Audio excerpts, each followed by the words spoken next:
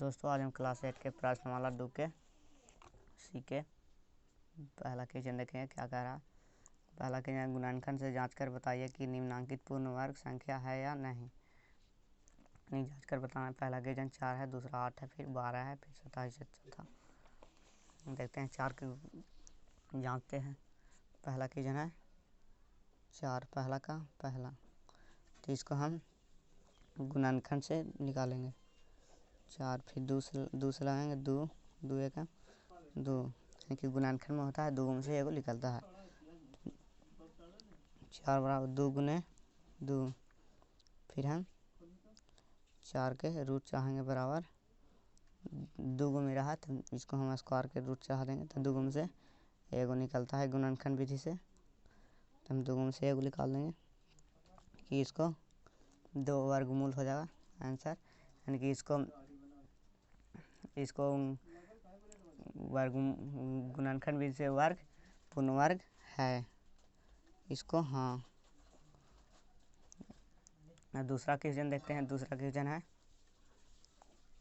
8, तो इसको 8 के हम निकाल के देखेंगे 2 से, फिर 4, फिर 2, फिर 2, फिर 2 से फिर 1, इसको देखेंगे 2 में से एगो निकलता है, तो यानी कि 8 बराबर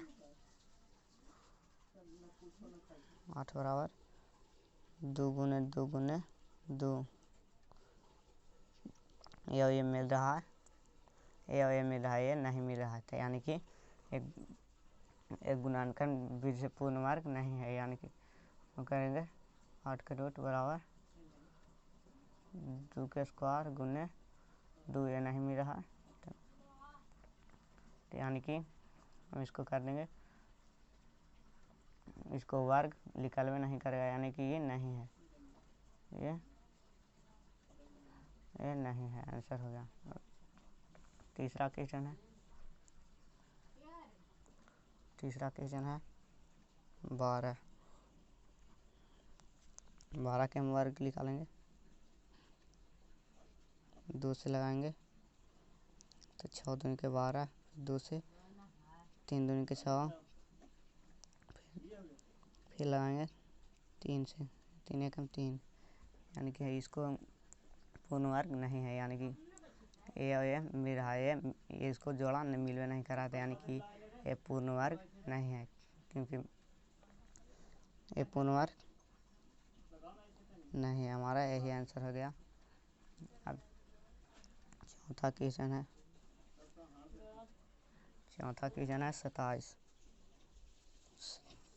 27 को हम निकालेंगे, यानी कि देखते हैं 2 से नहीं लग रहा है, तो हम 3 से देखेंगे, तो 3 से लगाएंगे तो 9 तिया 27, 3 फिर 3 तिहाई 9, फिर 3 से 3 एक 3, इसको जोड़ा में रहा है, इसको जोड़ा नहीं है, तो यह हो, यानी कि पूर्ण वर्ग नहीं है, यह नहीं है। हमारा इतना आंसर है। पाँचवा क्वेश्चन देखें।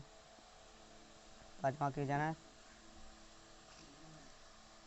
54, तो इसको देखें पूर्ण वर्ग,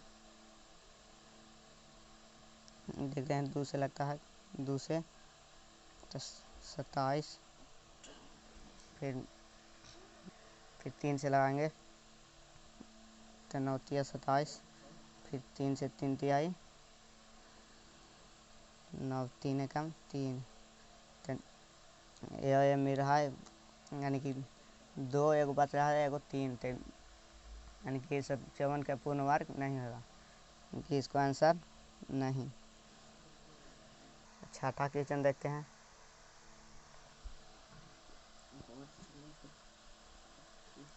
छठा क्वेश्चन है 200 का देखते हैं। 2 से 100, 2 से 50, फिर 2 से लगाएंगे तो 25 दूनी 50, फिर 3 से देखते हैं, 3 से नहीं लगेगा, फिर 5 से लगेगा, 5 25, और फिर 5 से 5 एक 5, यानी कि गुणनखंड विधि से 2 में एगो निकलता है, तो ये मिल रहा है, फिर ये मिल रहा है, ये 2 मिल रहा है, फिर 5 एगो 2 बच जा रहा है, यानी कि गुणनखंड विधि से पूर्ण वर्ग नहीं है, पूर्ण वर्ग नहीं कट रहा, यानी कि नहीं होगा, ये आंसर। 7वां क्वेश्चन है, 7वां क्वेश्चन है यानी 2 गुने 16 के वर्ग, यानी कि इसको हम ऐसे करेंगे 2 गुने 16 के वर्ग करेंगे तो 256 आएगा। 256 में 2 से गुना करेंगे तो 512 आएगा। 512 के गुणनखंड विधि से निकाल देते हैं, लेकिन देखते हैं कैसे लग रहा है। 2 से देखते हैं, 2 से लगाएंगे तो 2 दूनी के 4 और 5 दूनी के 10, 6 दूनी के 12, यानी कि 256। फिर देखेंगे 2 से, 2 एकम 2 और 2 दूनी के 4 और 8 दूनी के 16, 128 आया। फिर 2 से देखते हैं लगा के, 6 दूनी के 12 और 4 दूनी के 8, फिर 2 से 3 दूनी के 6 दूनी के 4, 32 दूनी 64, फिर 2 से 16 दूनी 32, फिर 2 से तो 8 दूनी के 16, फिर 2 से लगाएंगे 2 दूनी के 4 दूनी के 8, फिर 2 से 2 दूनी के 4, यानी कि हमको देखेंगे कौन कौन गुणनखंड विधि से 2 को जोड़ा मिलना चाहिए। तो ये में रहा, फिर ये और फिर ये भी मिल रहा, ये भी मिल रहा, यानी कि एगो बात जा रहा है, तो यानी कि पूर्ण वर्ग नहीं है गुणनखंड विधि से, यानी कि पूर्ण वर्ग गुणनखंड विधि से नहीं है। 8वां क्वेश्चन देखते हैं। 8वां क्वेश्चन 3 का स्क्वायर गुने 25 का स्क्वायर, तो हम 3 के अथी करेंगे वर्ग तो 9 होगा, गुने 25 के करेंगे तो 625, 9 गुने 625 में 9 से गुना करेंगे तो 5625 होगा। तो इसको हम वर्ग निकालेंगे, लगाएंगे हम 2 से नहीं लग रहा है तो 3 से लगाएंगे, 1875 आएगा। फिर 3 से लगाएंगे तो 625, फिर 5 से लगाएंगे, 3 से नहीं लग रहा तो 5 से लगाएंगे तो 125, फिर 5 से लगाएंगे तो 25 से 25, फिर 5 से 5 एकम 5, यानी कि गुणनखंड से 2 में मिलना चाहिए। तो ये में रहा, ये भी मिल रहा और ये भी मिल रहा है, यानी कि एक गुणनखंड विधि से पूर्ण वर्ग है। 5625, 3 गुने 3 गुने 5 गुने 5 गुने 5,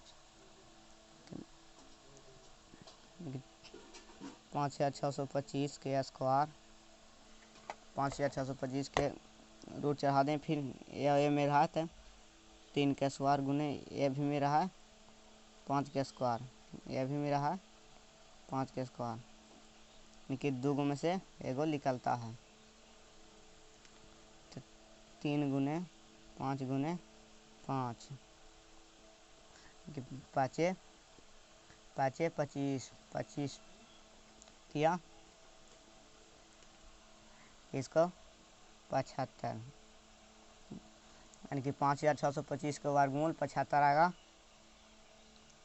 यह है वर्गमूल पूर्ण वर्ग है, ये पूर्ण वर्ग है। अब देखते हैं दूसरा क्वेश्चन, पहला का पूरा खत्म, दूसरा क्वेश्चन देखते हैं।